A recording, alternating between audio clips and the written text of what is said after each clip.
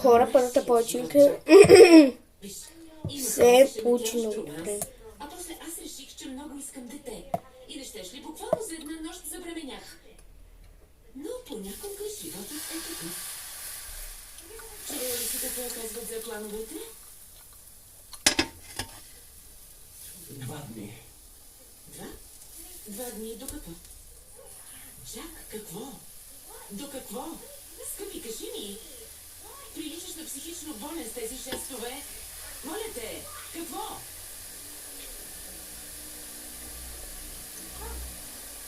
Моите приказки те разболяват? Супер. Няма да ти говоря повече. Не искаш да говоря.